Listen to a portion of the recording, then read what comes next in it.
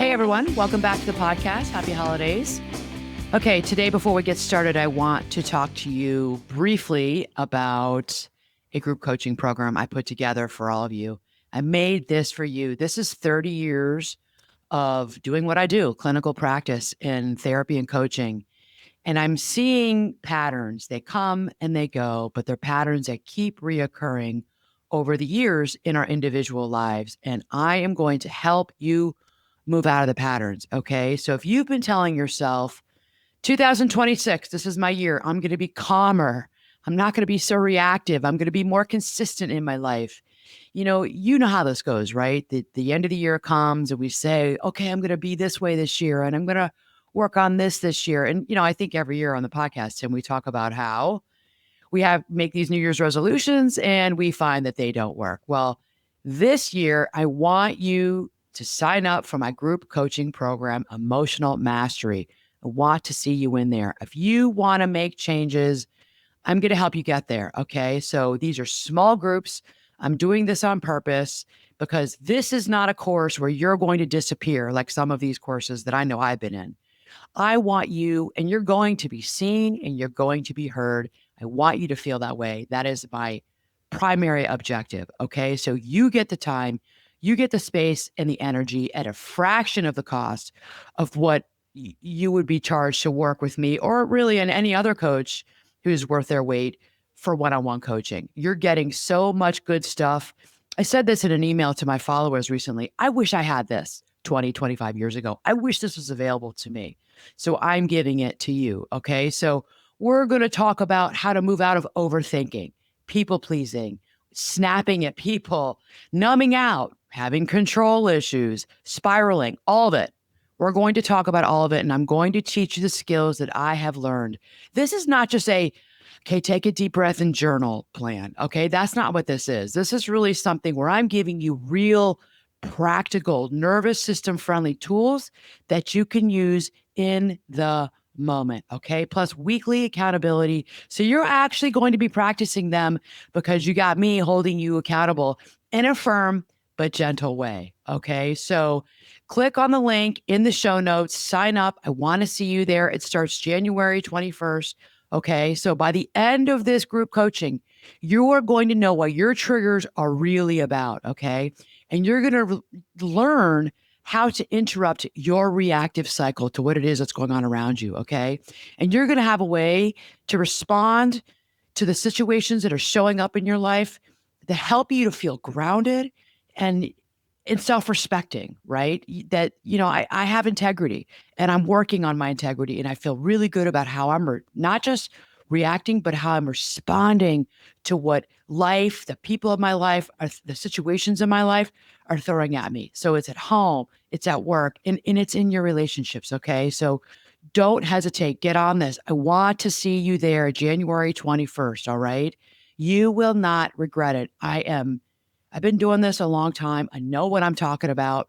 I'm going to say this. I'm the real deal. I'm not just some influencer coach out there. I have put in the hours and the reps, and I'm going to teach you what it is that I know. You just don't know it yet, what I know. I'm going to give you that good information. Okay. So sign up. I want to see you in there. Nice. All right, let's get started. I think so. We talk about like the fails, right? The New Year's resolution fails, right? Over the decades that we've all experienced. Like it sounds like this might be the crossroads that people could enter, where maybe that's not going to happen in 26, right? Like you're going to be able to take them a different direction, give them some skills on how and to. And you're going to notice that, wow, I didn't flip out the way I normally would. I didn't make that smart aleck comment the way I normally would. I'm learning to do it differently. I didn't just take a deep breath, but I'm thinking differently. It's a mindset change. Yeah. And there's a lot of people out there talking about mindset. I think we're all getting a little tired of hearing about mindset. Like all these big words that we're hearing today. We need mindset. A new word. Like we're all talking about it, and I think, and what I know not just what I think, what I know to be true is you got to vet these people. A lot of these people who are putting themselves out there as coaches, they're from sales, they're from business. And maybe because they had a really good life coach and they learned about mindset from their life coach, their business coach, their life coach, like, I'm going to teach this now. Okay. I don't know. I mean, I wouldn't pay for that. Right. I want to pay for somebody who has years of not just life experience, but they have the clinical credibility. Yeah. And that's what I offer to all of you. Yeah. Yeah. I mean, it's like we always say, you like chocolate chip cookies, right? Doesn't mean you're a baker. Right. Or that I'd be really good at it. Right. Or I could sell it. I'm not Mrs. Fields. There you go. Right. Okay. All right. Let's get started. So today, at the end of the year, I'm talking again to all of you about confidence because this is something that people come to me for. I teach this. I'm going to be teaching this in the group coaching course as well. And I think, what people think is that, well, some people are just confident. Some people are just born that way. And yeah, very few people are born that way. So yeah, I mean, there are people who are just born with a certain temperament and they have maybe a really wonderful, you have to have all factors in place. And very few of us have this. So you have the temperament where maybe you were born, you're a baby, a child, you just came out with low anxiety. That's like not 95% of people on this earth. And maybe you had a really wonderfully supportive family, parents, a mentor who really always had your back and encouraged you to do more.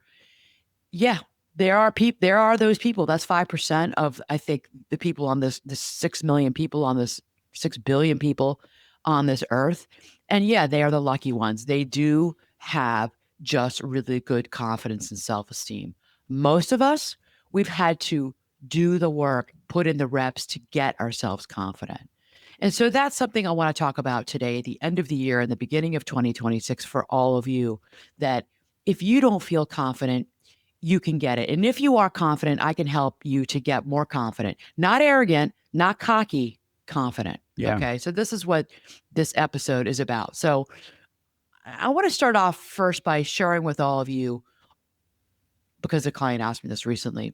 What are the habits, Anna, that you see? What are the habits of confident people? What are the traits that you've seen over your years with all of your clients, with your high performing individuals, with your athletes? What do you see? Okay. I'm going to share this with you. This is what they're doing. These are the people who are the tip of the spear. These are the how these people think. All right. I'm going to go through this quickly because I could spend hours talking about confidence.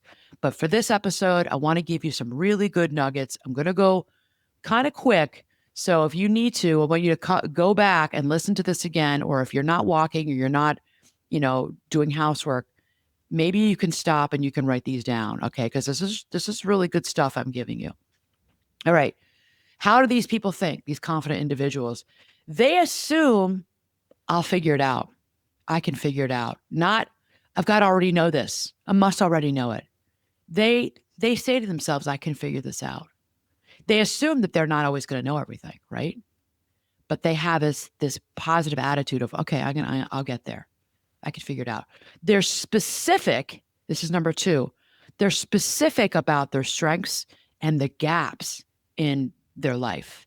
Okay. So they're specific about, what they're good at. They're confident, but they also know what their gaps are. So they have accuracy about where they're lacking in confidence in their lives or where they're lacking in a skill.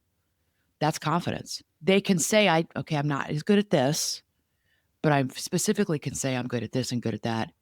And specifically need to work on this and that. That's really important. The specificity. Okay.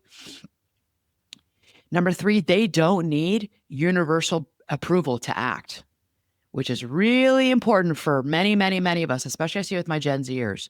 They don't need the internet. They don't need the comment section to prove them. They go and they do it anyway. If I listened to all the things that people in these Facebook groups and on TikTok and Instagram said to me, if I let that affect me, You'd just be sitting down somewhere. I just recently, Right? and I'm going to say this because I don't care at this point. Some of the therapist Facebook groups are some of the nastiest groups. These people, and it's interesting that a lot of people in there are anonymous. And I wish these admins of these Facebook groups would not let people be anonymous. They're like keyboard warriors, man. They just have no filter.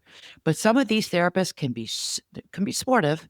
But man, if they don't agree with you, they're going to let you have it. I posted in there recently because somebody, and I agreed, somebody in there was upset about, these are licensed mental health people.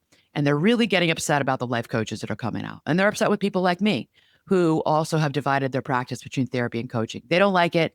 I think deep down inside they're jealous, but they don't like it. They want me to stay a psychotherapist and a psychotherapist only, and they don't want me to be calling myself a life coach. They don't want me coaching, and they think they know what I do.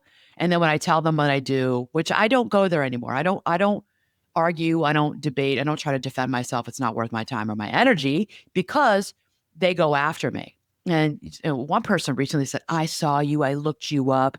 You're just like, you're basically a therapist and you're just trying to coach and you're just trying to make all this money. Like people are nasty. And I just said, you know what? Yeah, not going there. So I responded to a post about, which I do agree with. Somebody said, why are these coaches, why are people calling themselves trauma coaches? Who are they and what makes them able to say that when they don't have the credentialing as a licensed mental health person to provide trauma therapy?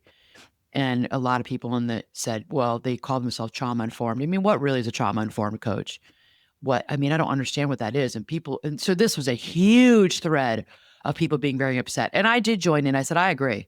As a life coach and somebody who has a pretty divided practice between therapy and coaching, I don't think that and believe that coaches are qualified to treat trauma, post-traumatic stress disorder, which is an Axis 1 diagnosis. I totally agree with you. And I said to them in the comment in this therapy group, I said, I actually get into arguments and have gotten into arguments and debates in these my coaching Facebook groups because I tell them it's unethical. You ought not to be doing that. And I would stay away from somebody like you. I don't think coaches should be doing trauma work because they're not trained. Yeah. Even us therapists who are trained in trauma, we have to continue our education. You have to continue to get consultation education around it. So, and they all turned on me. It was amazing. It was kind of amazing. Like once again, this group, they turned on me and they all tried to like rib me a new a-hole because they didn't like the fact that I was in there as a therapist talking about, and I agreed with them. So there you go. If you cannot listen to what people say to you in your outside world. So if it's digitally or if it's people in your real life, don't let these people put you down. Don't listen to them if they are putting you down. Move on, right? Just dust your feet off and just keep on moving forward and surround yourself with people who are there to build you up, to be positive, not toxically positive, but to build you up, who really see you and could push you forward into what it is that you want to be doing and give you the confidence that you need. Okay. That's really important because I see so much of this today. And like I just gave you that story about myself. All right. I think the biggest mistake is listening to digital comments. And people do. Because there's a whole world of folks out there they do it on purpose. I know big name people in the podcasting world and in the film and TV world. They will never divulge. They're anonymous to all of you. Will never divulge who they are. I know big named people that you all will be shocked. I know them. And they say to me, I can never read the comments. I can't read the comments because it'll do me in. It'll put me to bed for days. Yeah. If I read the comments. Athletes are like that. So please, everybody, you're not alone. Yeah. Yes. Yeah. Athletes, you are not alone. They don't read the comments on their own accounts because they can't tolerate it. And nor should they. And so why do we? There you go. So why do you, if you do, okay? Get away from that. Your confidence is going to go up. Okay. Surround yourself with people who embolden you, who pick you up, who are pushing you forward, who are telling you to be confident. Okay. Yeah. And now, number 4 about the habits and traits of confident people. They interpret discomfort as data. Really important. So when things have been hard for them, when they air quote have failed, they fail forward. They take it as information.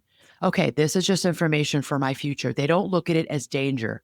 Danger. Okay, they take it as data. All right. So they may say to themselves, okay, that was a real stretch for me. I'm stretching myself right now. This is hard for me. They don't take it that, okay, well, this is proof that I'm failing. This is just proof that I can't do this. I'm failing. People who are confident, they don't think that way. They don't say those things to themselves. Okay. So how do they behave? So that's what they think. How do they behave? Going back to the first one that you said, I forget how you phrased it, but to me, it sounded like you're saying that this person is coachable. Not only are they coachable, but they're willing to be coachable. Yes, you have to be coachable. Based right. off of that first point that you made. They say, I can figure this out. I'll be able to figure it out. I might need help around it. Yeah. And this has been me. I mean, I don't think anybody does this alone. And I firmly believe this. I would not, and I've said this before in the podcast, I would not be where I am without my coaches. I would, hands down. Yeah. Wouldn't be where I am without coaches. And that's why I'm saying to all of you, if you say, but Anna, I can't afford you. I can't afford, things are tight right now. Go to group coaching. Come to my group coaching program. Pay for it. It's $497 for 6 weeks. You are going to get such good stuff. It comes out to $88 a session. It's an hour and 15 minutes, and you're not in there with 40 people. That's a steal. You're going to be in there with 9 other people. Yeah. So you're getting my time and my attention. You're going to be able to say, hey, I want to talk about something in my life. Can you help me with this? Yes. Pay for it. It's $88. I would not be where I am without them. Yeah. My life coaches, my business coaches, they have propelled me forward. Yeah. I'm telling you all, I wouldn't be sitting here right now. Yeah. My coaches in triathlon. Yeah. That's what got me on the podium. That's what I was going to say. My coaches. Because you'll bump into people every once in a while that are like, they're open to get a coach, right? To get coached. And yet they'll still come in and they'll bristle at the idea that you're going to tell them something that might make them, that they don't know. They might not be, then they might not be coachable. Well, then they might not be. But they like the idea of it. They just haven't like flipped the page on like, I've had those clients. Yeah. I've had those people and they're wonderful. And they just have not taken, they've moved into step 1, but they haven't moved into step 2. So, right. I really sort of I do vet this now. I mean, I've had people who say, here, here's my credit card number here. When are we sign?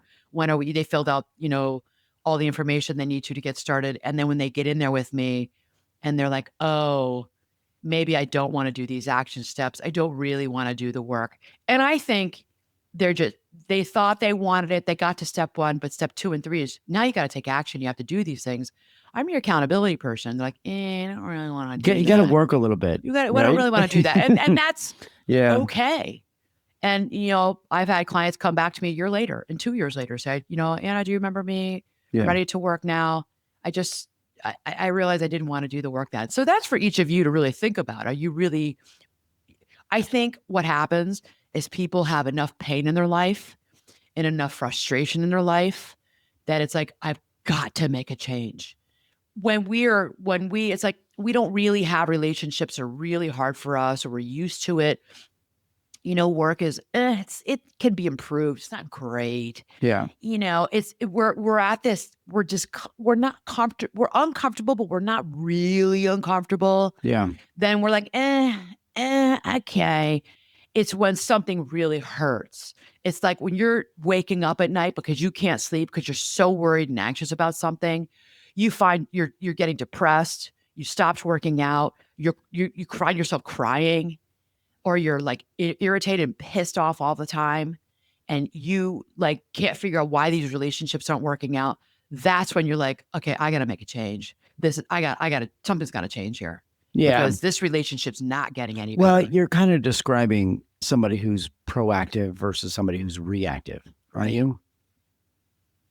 Like if you're kind of aware that there's something but yet you allow yourself to wait until it's terrible. Versus like you're aware of something like let's go out and let's work on this, right? Well, I know for me, like I was saying earlier, I wouldn't be where I was with triathlon, being on all those podiums if it wasn't for Liz. I mean, my coach is amazing, and you can self-coach. I mean, you can self-coach, and our sport is triathlon, running. You can self-coach, but I'm telling you, it is game changing to hire a coach. They are objective. They look at you differently. That's also their expertise. They have the training, they have the years of experience, and they're writing up programs for you in like my case, and to get to an Olympic distance triathlon or an Ironman distance, half Ironman distance, are writing up programs for you. They know what works for you and your body and your energy and what you can put into it. They know everything. They know I had 5 kids. They know that I work full time. Yeah. They knew the hours I had because I filled it all out my application. I had available. And then they write a program for me. And then there's feedback all week long on how I'm doing.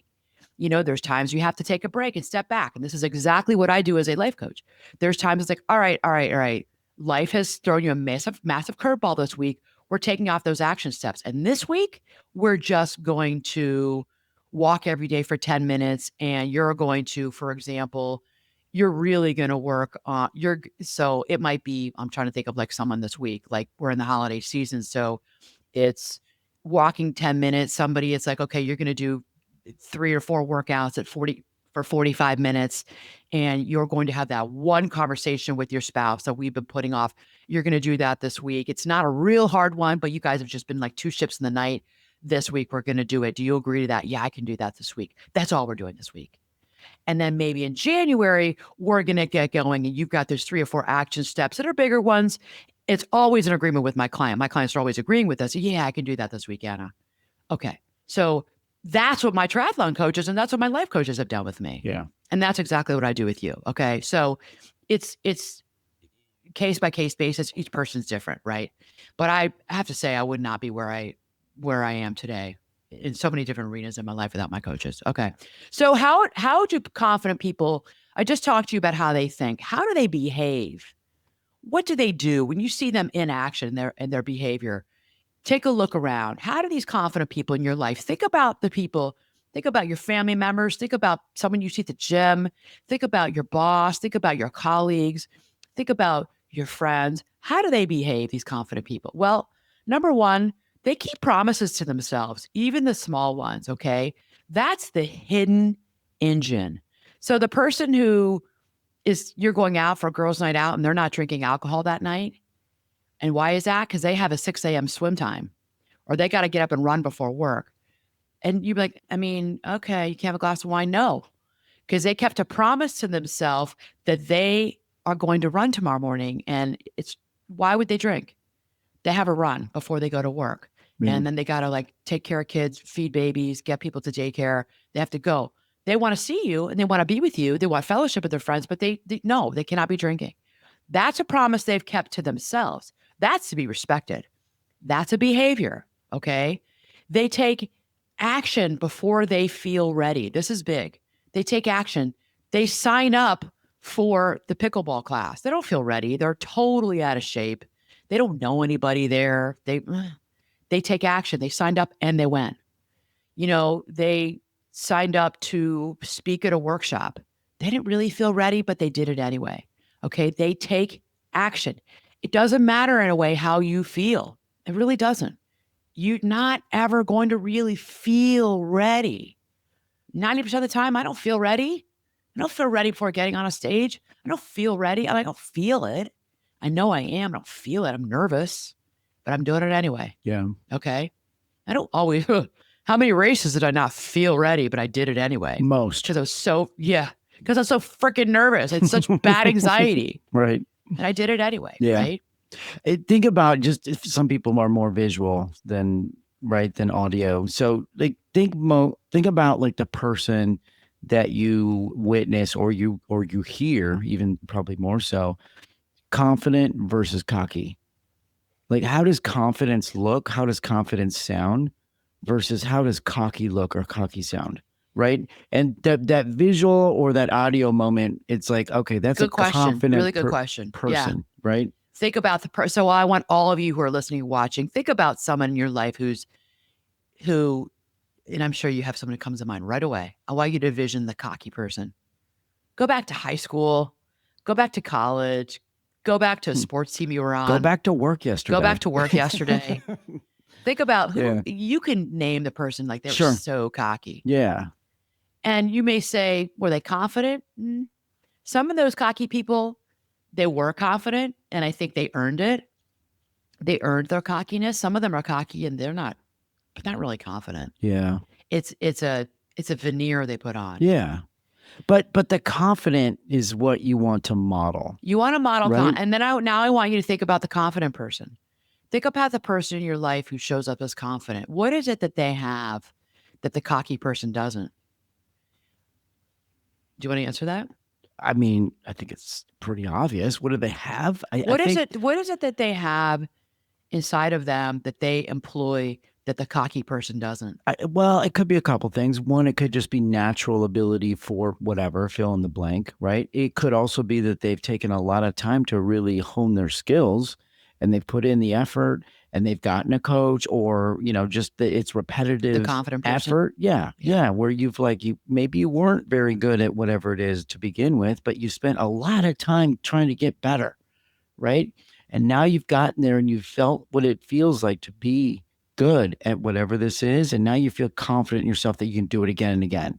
You're not cocky. You're not trying to like, oh my gosh, look at me. I think I was thinking about like before COVID when I used to work out at the gym all the time in the winter months here, a lot of cold winter months here in Chicago where I wasn't running outside because there was ice in the street. It was freezing cold. And I just was like, I'm done with running in 0 degree, minus temps. Yeah. And also was not going to, blow out my ACL by slipping on ice. So, I'm running on a treadmill and I got to the point years and years and years of running a treadmill where I just couldn't do that anymore. So at our gym, there was an indoor track and I'd be on that track and and I would run I'm telling you how many times I ran around that little track. I mean, we're not talking about a high school track. We're talking about a smaller version of an outdoor. It's a small indoor It's track. a tenth of a mile. It's a tenth of a mile. I think you have to run around it 10 times to run a mile. So I'm running on that thing.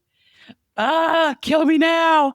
But I had goals and I was going to meet those goals. Mm-hmm. And people would say to me, like, you seem so strong, or it's funny, a couple people that I got to know later, that was the compliment. You seem so strong. You seem so dedicated. A lot of people knew that we were triathletes. And so they knew that I was, training for something, always training for something. But a couple of women that I became friendly with later, they would say to me, you looked confident. You're confident, but you look cocky. And I was very aware of that. And I didn't mean to look cocky, but I had my game face on. And it was hard for me. It was hard to get there in the morning. It was hard to run before work. A lot of times I didn't want to be there. I didn't really feel like being there. I didn't want to do it. Yeah. I didn't want to run. I didn't want to run that stupid indoor track because I had to run like for 45 minutes to an hour on that track. Yeah. It was hard for me. So I had to like put my music in and have my game face on. And I think I had a resting bitch face. I do. I think I had like this RBF, and then I knew people would like stop and like I talk. I'm like, hi, how are you? Like, oh, she's actually really nice and she has a nice smile. But and I knew that I looked cocky to people. And I didn't mean to show up that way, but I had to get my work done. Well, and I wasn't going to stop and like chit chat with you. A lot of people at gym are chit chatters. That's fine. I couldn't do that. I had a job to do and I had to get out. Yeah. So confident and cocky. Here's what I think. I think people who show up as confident, there's humility there. And that's what's so attractive about confident people is there's humility. And when you take humility and couple it with confidence, then you have somebody who lives life with integrity. You take cockiness. I think a lot of times cockiness is I'm thinking of a personal trainer we know in particular who thought he was like the shit. He was really cocky. I think deep down inside there was an insecurity about him. I think he was insecure. I think there's a lot of competition in the market up here to develop a big personal training practice. And he was kind of all about himself. And he was a know-it-all. He knew it all. He knew more than everybody else. He was smarter, more talented, right? You know who I'm talking about. Yeah. And he was cocky. And people would say he's a really cocky guy. I think he was good at what he did. He wasn't good. But he had some sort of insecurity where he's always trying to prove to people that he was better than the guy next door. And that showed. And so there was little humility in this person.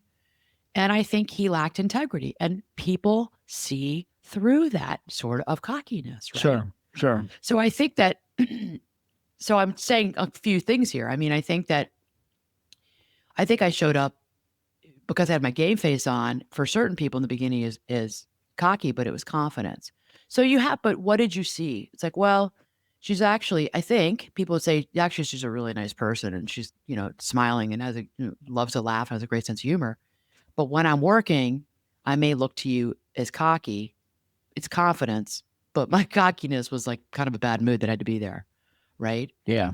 But this person who we really got to know, I'm like, wow, this person really is they're really cocky. Yeah. And they lacked humility I because think they were it's insecure. and I think it's a good lesson because we've been on the other side of the fence of this, where we see somebody, right, like that we think is cocky or confident, and we have to remember that like they're doing their thing. We don't really know their history, right? We don't know why they are where they're at or why our perception of them is what it is. And sometimes it's a misread. Like just like you Yeah. just described, you're there because you know It's a misread. It what was a your misread on me. what your Right. goals were. You had a plan. I think of like you and I have been in situations before. We've gone to gyms, and because we have been working out for it seems like ever, we look like we're maybe cocky because we're like going through all these different workouts, but We we're know what we're not. doing. We're not. And that was, and we have to put this in context. That was a really chatty social morning group, the 8 a.m. group that was always there. Like Yeah. I'd go as soon as the kids got on the bus, before I had to go see my first, run back home, shower, and get to my office, see my first client. And that was in my schedule. And I had a certain amount of time. I knew like 10 minutes at the gym, an hour working out, 10 minutes home. I mean, I had it down like 45 minutes shower, like out the door, 10, 15 minutes in my office, 5 minutes to settle before my first client came in. Like I had it down to the minutes. And that was an 8 a.m. really chatty social group. I could not do that. I could not be chit-chatty with them. And there are certain people, if you smiled at them, made eye contact, think, Anna, I want to talk to you. And I couldn't, I can't right now. I can do it on Saturday when I see you here. That's why they're there. That's their goal. Yes. And that's important I'm glad you said that. That was important to point out because I couldn't do that right then. I had to almost put on like, I'm here for work. I can't talk to you right now. You know what I mean? But that could be misdiagnosed. Right? Yeah. You can interpret it a different way, and that's not the case. And I want to say this too. I mean, and I saw this in the world of triathlon. I mean, there are a lot of really cocky men and women in that sport. Well, that's right. That's like, the other side of this. That's the other side. I mean, they're confident and they're cocky. Yeah. And I'll tell you, there are certain people, certain women I know, they're cocky. And you know what? I'll give it to them. They're so confident, but they're cocky. And like, I don't think I'd want to, I don't really want to be friends with them. And they're cocky, but I kind of it's deserved. Like, I don't like that, but they're bad. They're badass triathletes. Like they're good. Yeah. They're good. And they know they're good. Yeah. It's like, all right, I'll give it to them. They're cocky, but they're like a badass athlete. They're really, really good at what they do. But for the sake of what we're talking about today, like, and we've seen cocky people and they're like, oh, okay, whatever. Yeah. But just chill out. Think about like you've gone into a spin class before, right?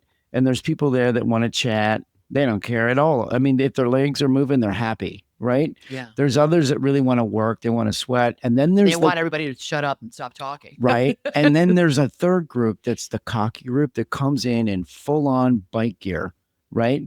That they're there. It's a show off moment for them. Then that's fact. Yeah. It's not like I'm just making this up. That is actual fact. They got their whole kit. And they are cocky. The whole from the moment they enter the room and so that's the difference, right? Confident people come in because they were like, oh, this could be a great workout. I'm gonna get my heart rate up, I'm monitoring my effort, all the things. And then there's the cocky group that's just like, look at me. I'm like in my own little bike race today. Like I've seen that.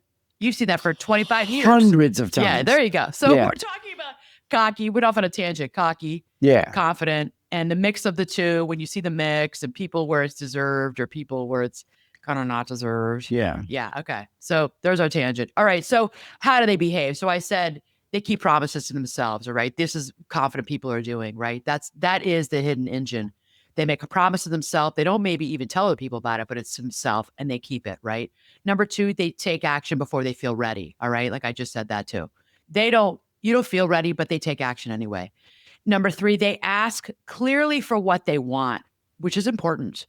They make direct requests of what they want of people around them. They have very clear boundaries and they ask for what they want. So they have clarity about what they want in their life, whether it be at work or in sport or in their personal life, and they have clear boundaries.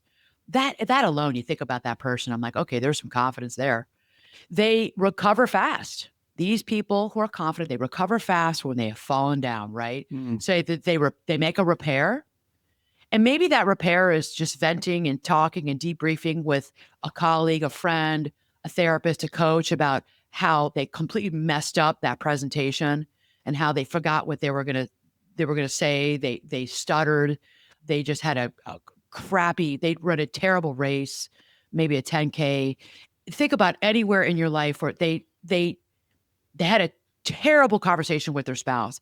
It meant to go this way and it went that way. It completely just just fell apart, and they ended up yelling and screaming at each other. Now they're in a huge silent treatment fight with each other. But they recover fast. They're making a repair, right? Yeah. And then they are learning, what did I do wrong here? What did I not do right here? What went awry? And they re-enter the situation. Okay, they re-enter. So instead of spiraling out and then hiding and then saying, "Oh, F it," they just quit. They don't do that, right? So they make a repair, they learn from it, and they re-enter the situation. They go back to renegotiate, to have that difficult conversation with their spouse. Let's start again. Okay, I'm going to train. I'm getting back up. I'm going to do, okay, I'm going to sign up for this 10K that's coming up in a month. I'm in shape right now. I've trained for, or I'm going to do one in 2 weeks. I'm going to redo this, or they go back to their coach, maybe their life coach or their executive coach or their business coach. And like, I got to redo this. I need help with this. Let's refigure this. Cause I got to figure out, I got to do my applications differently. Yeah. Because it's not turning out. Yeah. Okay. Really, really important. And they practice, finally, they practice earned confidence. Okay. So they rehearse, they train, they're getting in the reps. Really, really, really important here. People who are confident, they have, I think what we all don't see and what you all don't see with those confident people in your life is they've put in the reps. You just didn't see it. They put in the reps in the car. They put in the reps in their home, in their bathroom, in their bedroom. Maybe they rented a space in the library. They put in the reps. They're running at 6 a.m. They're at the pool at 7 o'clock at night. They put in the reps. All right. So they earned that confidence. They rehearsed. They rented out a stage where they could practice their talk. They trained. They did this. You just didn't see it. So when you see that person who's confident, you have to realize they worked their ass off to be confident. A lot happened prior to that moment. Happened. Yeah. So I want to remind everybody of this. Yeah. You're describing a person that understands the benefit of goal setting, right? Yeah. And also is dialed into what those goals are and the timeline to get to those goals. Yeah. That's what you're describing right now. And I want to say, it's easy for me to say it. I know it's another thing to practice this. It's hard for me. It's hard for me to take the time out of my day to practice and rehearse, but you got to put it into your schedule and you have to make time for it. And if you don't make time for it, you're not going to get to the confidence level that you want to be at. You've got to practice it. Okay. So we could go on and on and on more about confidence. So no, most people are not born this way. I'd say maybe 5% of the global population is born this way. They have the mindset and they behave in a way that gets them to their confidence. Okay. So what does the research show? What does it consistently show? It shows that confidence grows from having these experiences. We call them mastery experiences.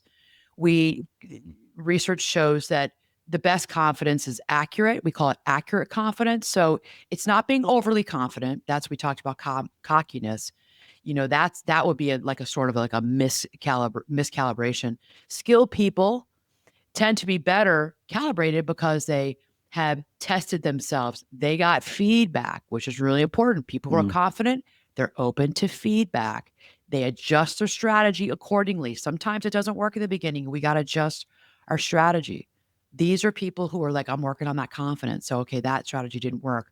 I got to get the feedback and then I got to adjust. I got to make some changes here. Okay. And they repeat, rinse and repeat, rinse and repeat, rinse and repeat. We talk about this all the time. And I know triathlon training, then you get confidence. Okay. So really important, but you got to also be open to feedback. If you're not going to listen and you're going to get defensive, then that's on you.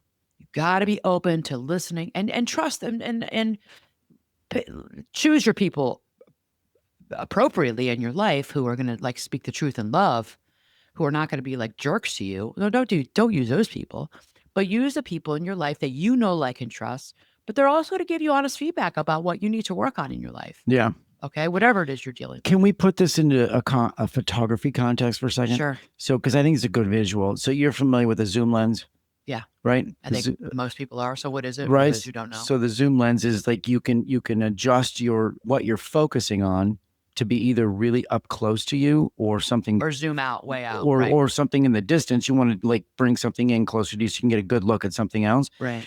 You're describing the ability for somebody to use a zoom lens in life, right? Where it's Yeah. like I want it. I still see the goal, which is way out there. Sometimes I'll pull it in a little closer so I can get a good look at where I want to be eventually. But I need to be able to really come in close and look at like all the things that affect in real time my ability or the timeline for me to get to that goal ultimately, right? Yeah. Because you got to be able to look at both. If you don't know where you want to be, you're just floundering, and we've seen a Yeah. lot of flounderers over the years, Yeah. right? Yeah. You also Good need point. to be That's a able really to good metaphor. pull it in tight and look at like, all right, I need to your address analogy. this right Yeah. now, right? Yeah. Yeah. Really good. Yeah. Yeah.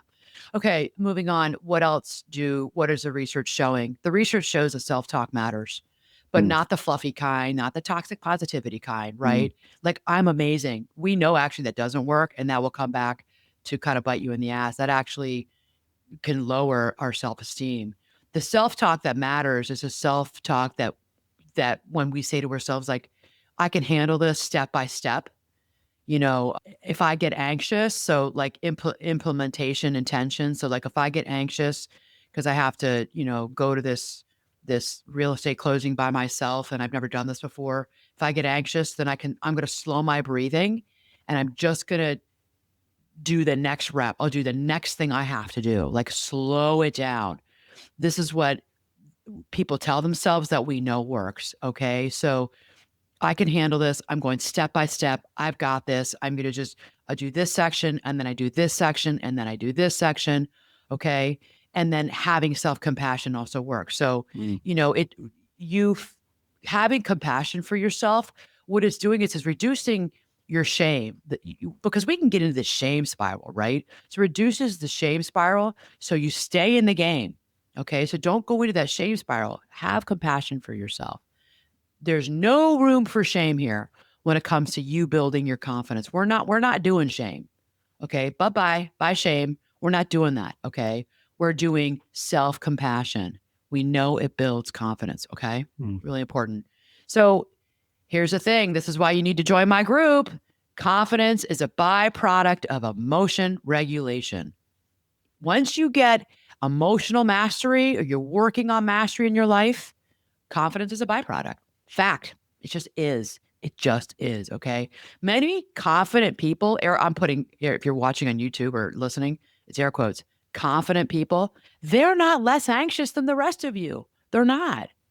They're just better at carrying their anxiety, right? They feel anxious too. I feel anxious quite a bit. I feel anxious. Yeah. I carry it. I don't always listen to it. I've had to work really hard on not obeying it.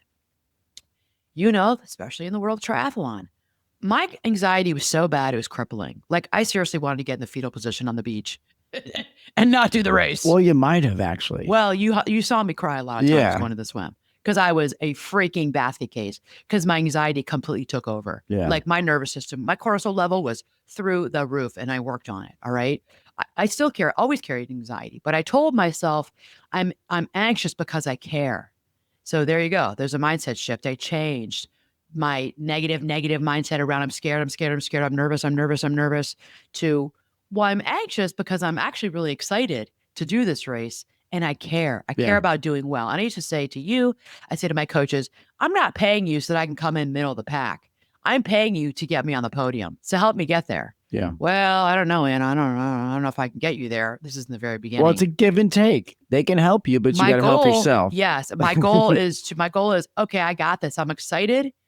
I'm putting in the reps. I'm doing the work and I'm getting on that damn podium. I don't care. It's third place. I'm going to stand on that podium. Yeah. And I changed the way I thought, but anxiety was with me the entire time. All right. But I carried my anxiety rather than it taking over me. Okay. Really, really important. So what we learn to label our emotions. So we label it as this is anxiety here, but it's a reappraisal. So I turned it into excitement, right? And then there's also things which I will go into today of grounding techniques, exposure techniques, and then working on recovery. Okay, so we don't have time for that, but you need to know that confidence is a byproduct of learning how to regulate your emotions. Now, if you want to get into that in the course, we can get into that in the course and I can teach that to you. Okay. And what the science also shows is that your environment trains your confidence. So this is important. Supportive parenting. Many of us did not have that when we were growing up. Some of us did have it, or mentoring. So if you have parenting, it's mentoring. We know that that helps secure attachment signals from this case. It is our parents. Growing up with like, you can try, I've got you on this. You can try, I've got you. That really helps children develop confidence at a young age. Okay. And cultures that reward learning over perfection, it all builds confidence faster. Now, if you didn't have this with your parents, get yourself into a culture at the age of 25, 35, 45, 55, 65. Get yourself into a culture that rewards learning over perfection, and you will watch that confidence grow. Okay. I like it. Yeah. I Okay. mean, listen, the point there is that it's never really too late. It's Right? never too It's late. not too late. Never too Like, late. like don't shut the book just because you think you're like too far down the road to try this or that. You know what I Okay. mean? You're not that far. Yeah, and we're running out of time. Of course, I love this topic, badass confidence coach. I'm gonna give you the 10 confidence myths. All right, there's 10 myths of confident people, and I'm gonna tell you the opposite. All right, because These are myths. 10 confidence myths. All right, Okay. confident people, they're not anxious. BS. Nope, not true. I just said it. Okay. They're better at carrying anxiety. They've worked on that. Okay. Number 2, you're born with it. Oh, they're just born with it. Nope. Their temperament helps. It does help for 5% of the population, but confidence is built. 95% of us, our confidence is built. Number 3, if I was truly confident, this would be easy. If I really was confident, this would be easy. Why is it so hard for me? No. Growth feels awkward. Growth is awkward for us, but you're growing. Remember that, okay? It's not easy. It's hard, Yeah. right? True. Number 4, confidence equals being loud. We talked about this a little bit with the cocky people. Confidence equals being loud. Some of the most confident people out there, everybody, and you know them, they're the quiet ones. Yeah. They're the ones, they don't need to tell you how good they are, Right. how much money they make. They don't need to have the big ass house with the whatever car. Like the most confident people I know live quiet, humble lives. Yeah. And that is so attractive, at least to me and you. Totally. It's so attractive. Yeah. Those are the people I want to talk to. Those are the people I want to ask questions of. Those are the people I want to get in their head. Yeah. The most confident people out there, they're not the cocky ones. They're the quiet ones who are living their lives that you would never know, but you get to talk to them. You're like, oh, wow, I'm so intrigued by them. I'm curious. I want to know more. Yeah. So pause for a second. Yep.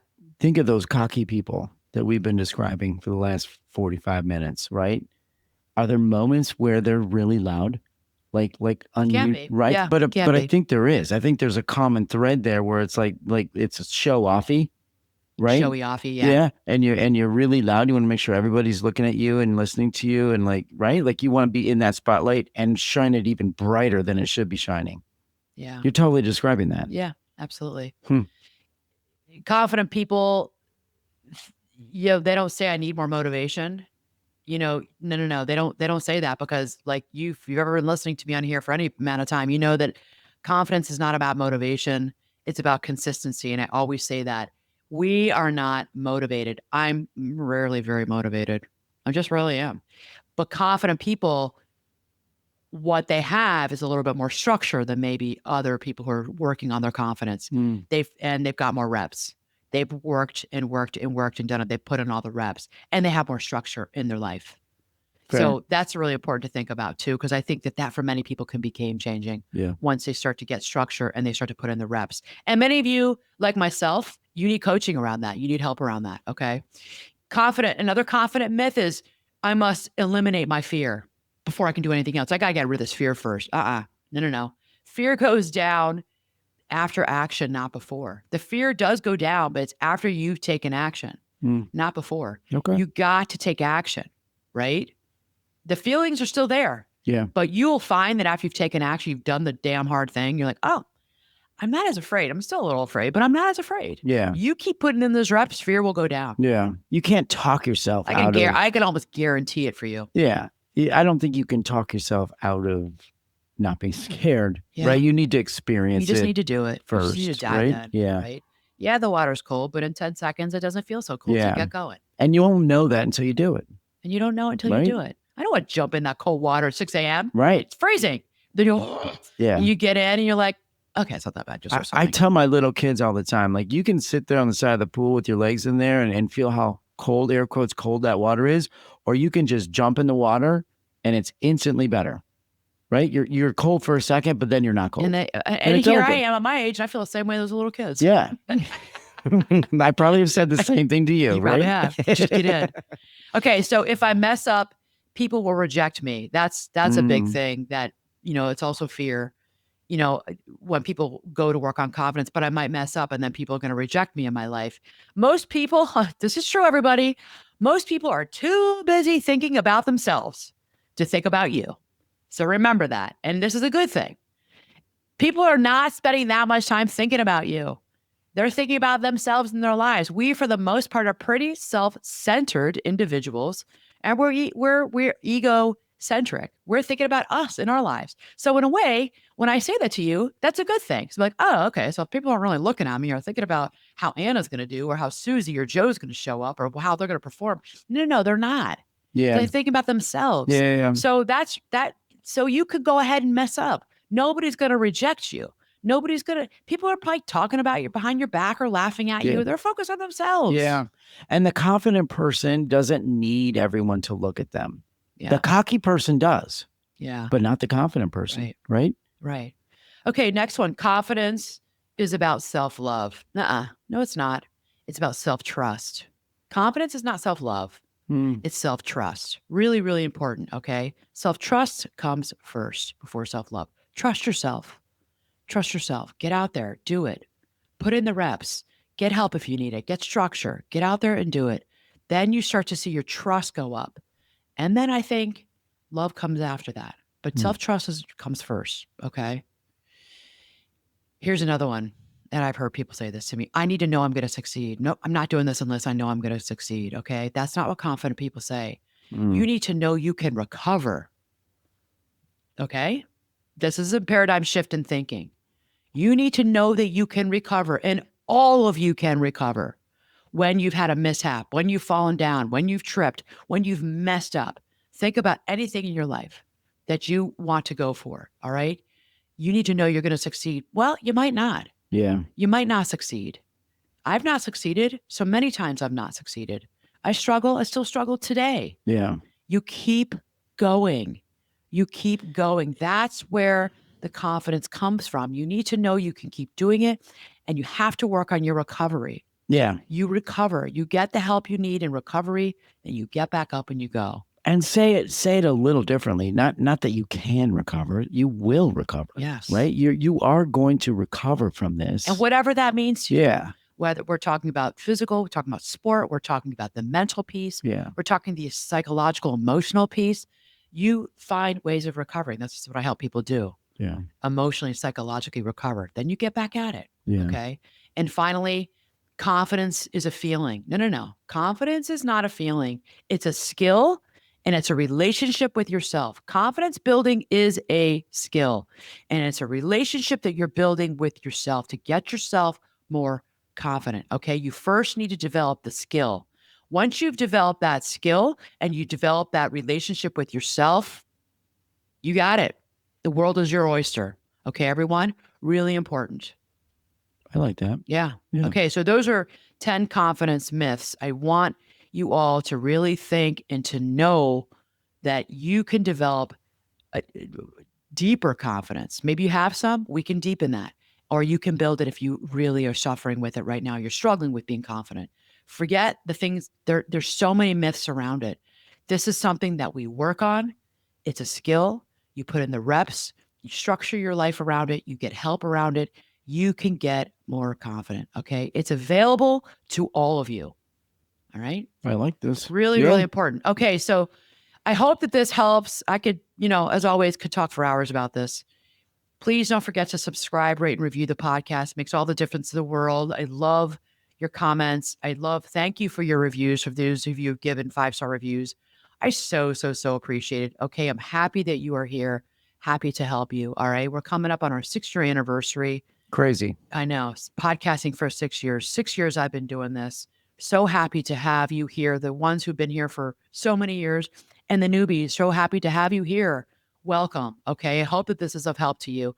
And once again, don't forget the course. It's in the show notes. I want to see you in there. I want to meet you. I want to make eye contact with you, even if it's digitally, but I want to get to know you. Okay. So let's get to know each other. Let's build this tribe and this team together, and let's build each other up. And I'm here to teach you these skills. All right. Until next time, mad love.